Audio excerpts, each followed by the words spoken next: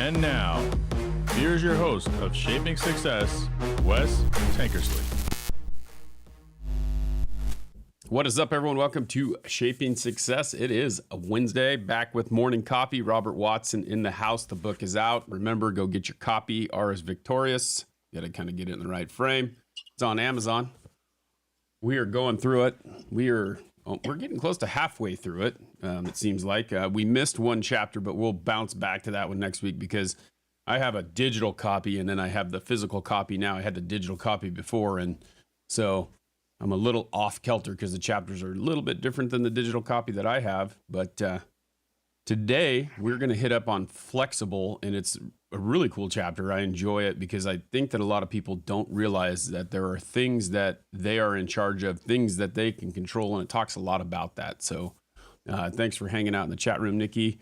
Robert, what is going on? Good morning. How are you?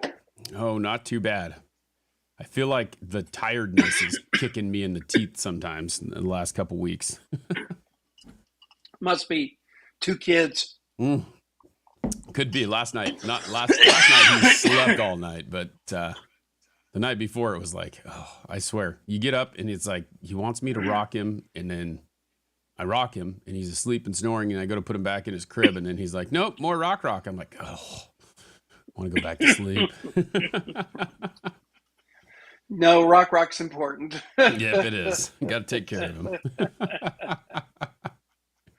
Wow.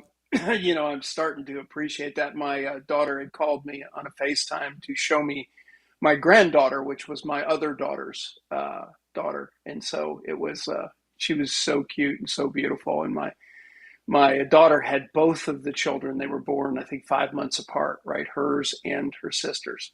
Uh-huh. And so that I had these two little babies, and I just remember all that process of, don't put me down, hold on to me, do rock, do this, do that, right? Yeah.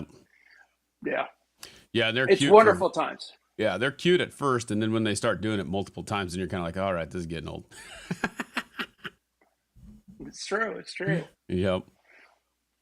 Well, the chapter is flexible, and what I like about it quite a bit, is because on Shaping Success on the podcast, one of the things that we talk about a lot, and a lot of the guests have talked about, is kind of controlling what you can control. So tell us a little bit about the chapter and where we're at in the book at this point.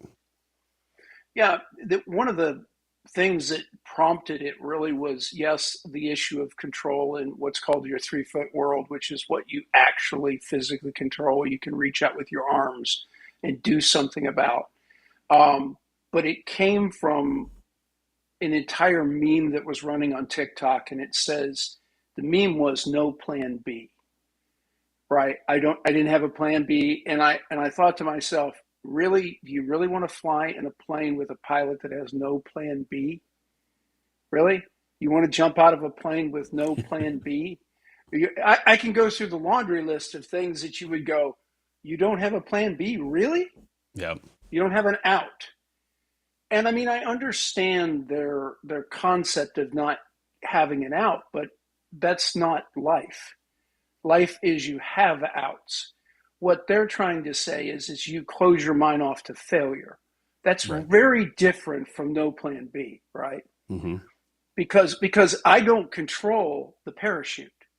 I may have packed it, but I don't control the laws of physics. And if it just so happens it comes out bad this time, then I better have a plan B. Part of not failing, right, is having a plan B. Yep. And that's one of the things that people don't grasp. They're like, well, that means your plan A. A psychologist wrote a great book, and she was talking about plan A's and plan B. And she said, I am so grateful for my plan B because my plan B wrote this book. Okay. Yeah. This was her second choice of careers, right? And being around sports long enough, how many guys' careers ended because of injury, right? Mm-hmm. They had to have a plan B. They had to have something else, and a lot of guys didn't have something else. I mean, it's very rare. I told people all the time, what is the number one skill in the NFL? And they would go through a litany of skills. And I said, no, availability is the number one skill. Yeah. I said, I don't care how good you are. If you're not on the roster that week because you've got a hamstring pull or whatever, what good are you to your team? And you're the Yeah, number one receiver, but you're not on the roster.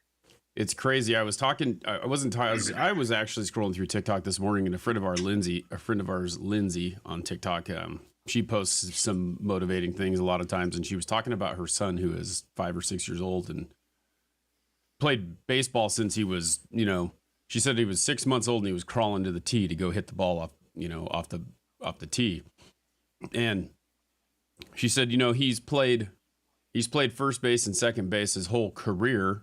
And this year he's on a team that's a little bit more skilled, and they asked him to play outfield, and he had to figure out how to play outfield because he's never played it before.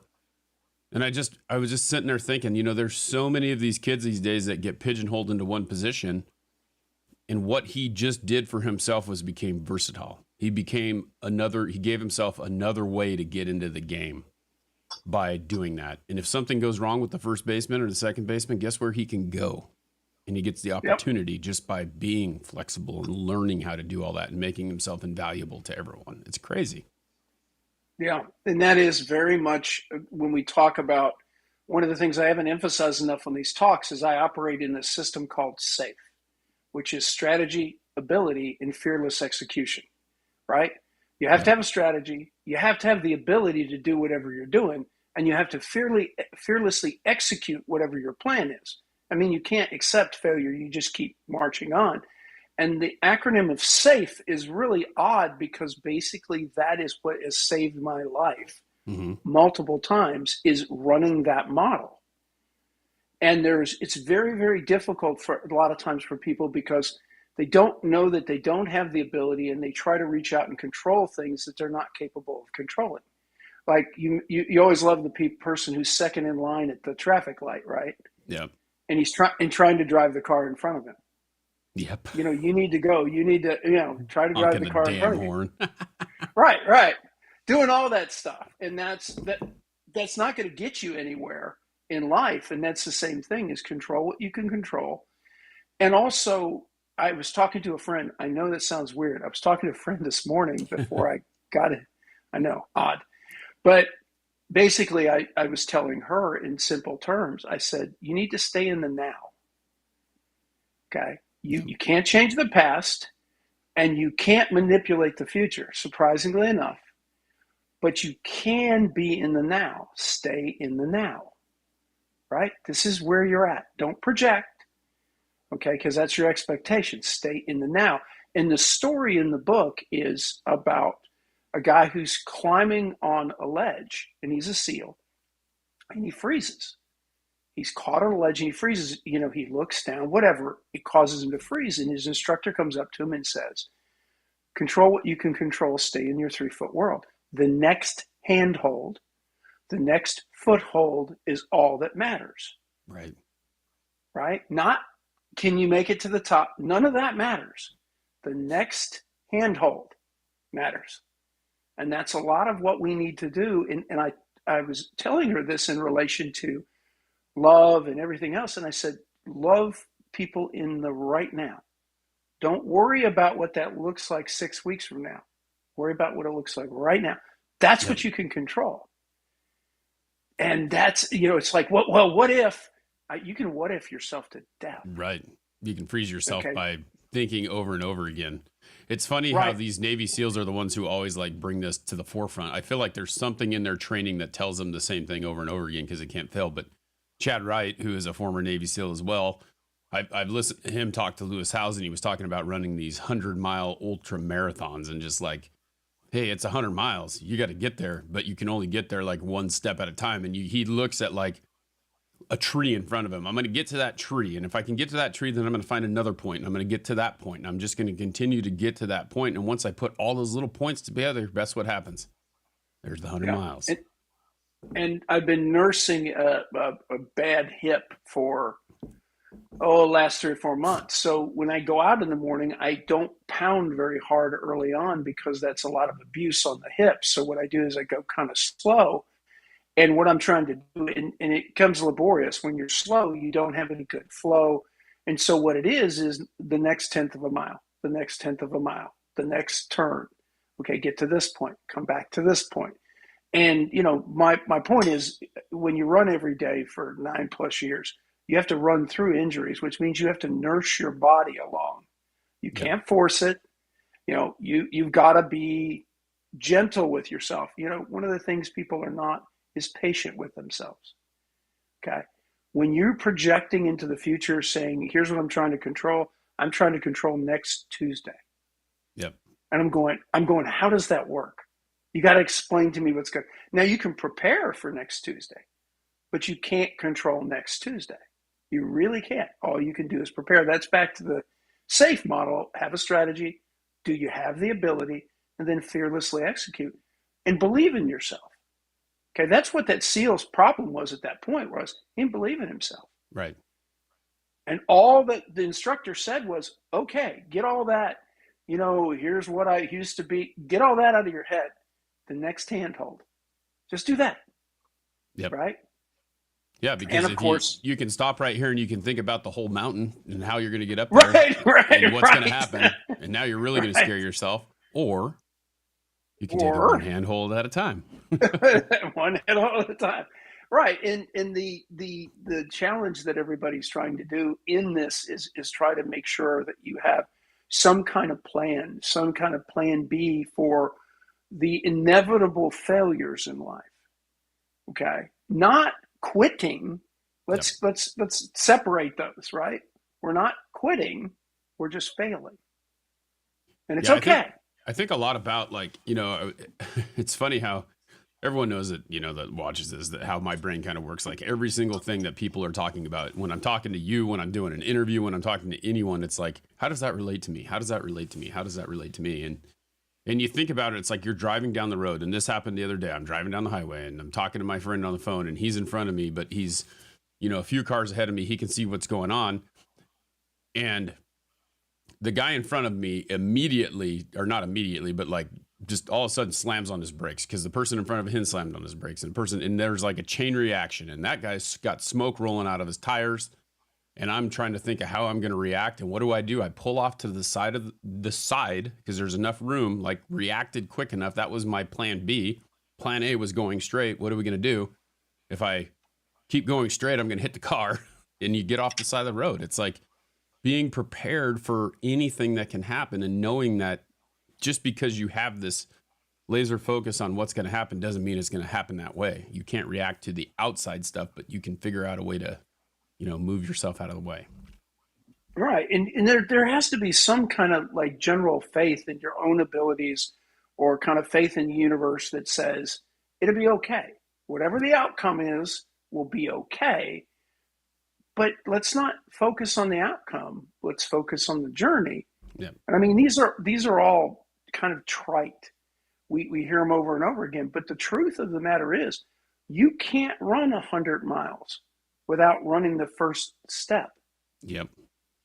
And there's something to it. These guys, especially the SEALs, were so used to 24-hour days, right? Especially in like Hell Week. All it was to do is to get through the next task. Can't worry about how you're going to get through the next 5 days. Right. You got to get through the next task. That's it. That's simple. And like you said, you got to have some kind of version in your head of what plan B is. What's my alternative? Like you said, what's my alternative to going straight? Yep. Right. It's crazy too. Like another thing that I picked up from this as well is I started to think about like how you have to prioritize things as well. Right. I have someone who I've been working with and how they're talking about how overwhelmed they are. And if you look at the whole, so look at your inbox, right? So say you're dealing with a bunch of different customers who have all these questions, and you got like 20 or 30 of them, and you're like, oh my gosh, what am I going to do? I've got this big old workload in front of me. I don't know how to handle this. I don't know what to do. And look at what's directly in front of you. That's kind of one of the things that I've learned to do is someone just texted me, right? Like, hey, I need this. And then I have this inbox full of other stuff. And this is an easy, quick answer. Check one box, check it off. Do the one thing, put it in order, go through. And that's why people who have a cluttered inbox drive me crazy, because I go through mine. Like my workload is in my email on my phone or on my iPad or wherever I'm looking at it, and I'll just go through and check one thing off. Like if it's in the inbox, that means it's not done. If I can get it into a folder, it's done. And then that inbox doesn't look so overwhelming because it doesn't have 1,000 emails in it. It's got 10, Yep. And the less that's in there, the less I have to do. So I just, you got to prioritize and check it off and make sure you can take care of what you can right then and there, and then work your way through it. I told people about the yellow pad theory, right? Is you take out a yellow pad. It's real simple. Write 5 things you need to accomplish before 10 o'clock in the morning to make your day successful. That's all. Write 5 things. So one of my things is run. Yep. Do my TikTok. This morning it's do the podcast. Whatever the 5 things are. These are the 5 things that are going to make my day before 10 o'clock. Okay, before most people even get their first cup of coffee in them. Yep. My day is already hit 5 targets, right? That's monumental, because here's the problem. You're going to get off track some days. Right. And so the 5 things may be the only thing you accomplish that day. And that's going to be good enough. But it's going to give you that sense of satisfaction where you're going to start the next day and you're going to do what? You're going to do 5 more things. It's shocking what you can get done, Yeah, I'm looking up. As you were talking about that, I was thinking about this book called Make Your Bed. I don't know if you've read that before, but like that's one of the things he talks about too. It's like get up and like have that priority, and making your bed is one of those things. Like it's just something that you do that you do every day, and you can look at that and go, "Hey, my bed's made." Like it's an accomplishment. It's a very easy number one thing to accomplish. Not when your significant other's sleeping in the bed. That's my excuse. Is my wife's always in bed when I get out of bed, so I can't make bed. Is that Mick Raven's book? It is William McRaven. Yep. Yeah, Mick Raven. Yeah. Again, that's the same thing. Is I get up and I make my bed, so when I go past my bed, it's neat. Yeah. Because despite what people believe, chaos in front of you makes your mind overwhelmed because you've got too many targets. Keep your target small. What I tell people is that yellow pad theory. The only thing on your desk should be 1 yellow pad and a pen. Mm-hmm. And people are like, why? I said, because it focuses you. You're going to knock out the 5 things in front of you, right? You're not going to do 10 different things. You're going to knock out the 5 things in front of you. And all that is just a way of keeping people organized and focused. And you can be more complex than that. But I like simple. I'm looking at my desk right now and I'm like, there is a yellow pad on it. Is there more than a yellow pad? There's a few more things in a yellow pad. But it's, it's organized chaos. It's not like crazy, but there's stuff on here. It's like, I don't really need that, but I need that later. No, I totally get it. And again, I always think in terms of, making life inordinately simple, because it's like trying to stay in the now. Yeah. Always the same thing. Stay in the now.